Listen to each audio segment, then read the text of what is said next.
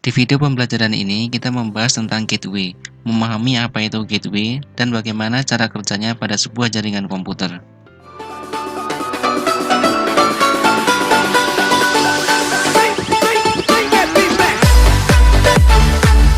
Gateway adalah salah satu fungsi dari perangkat jaringan yang sangat penting fungsinya, terutama ketika terdapat situasi di mana ada dua atau lebih jaringan dengan arsitektur yang berbeda akan digabungkan menjadi satu kesatuan. Gateway sendiri artinya adalah pintu gerbang. Gateway pada jaringan komputer merupakan sebuah pintu gerbang jaringan yang dapat menghubungkan jaringan satu dengan jaringan lainnya. Misalnya, ketika menghubungkan jaringan LAN ke jaringan LAN yang lain yang berbeda segmen, atau menghubungkan ke jaringan WAN atau internet. Nah, fungsi gateway ini biasanya ada pada perangkat router. Lalu kapan gateway ini dibutuhkan? Kita menggunakan gateway ketika ingin mengirimkan paket data ke network yang berbeda. Kita perhatikan topologi berikut ini. Pada topologi tersebut tidak dibutuhkan gateway karena masih dalam satu network atau masih satu segmen IP, yaitu pada network 192.168.100.0/24.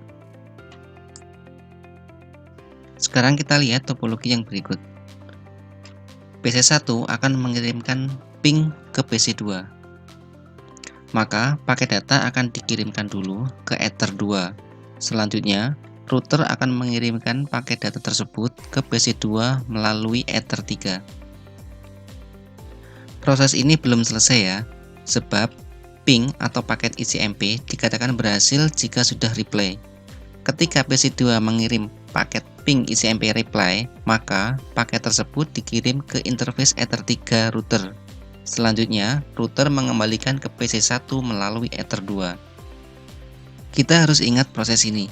Saat PC1 mengirimkan paket, maka komputer akan melihat IP tujuan paket tersebut. Jika masih satu network, maka proses tersebut akan berlanjut ke pengiriman paket. Jika IP tujuan sudah berbeda network, maka dia akan mengirimkan ke alamat gateway. Selanjutnya, tugas gateway adalah mengirimkan paket. Dalam hal ini adalah router. Maka, router terlebih dahulu melihat tabel routingnya. Jika ada, maka dikirimkan. Sekarang kita lihat topologi berikut ini, di mana komunikasi PC1 dan 3 tidak membutuhkan gateway, tapi komunikasi PC1 ke PC2 membutuhkan gateway karena sudah berbeda network.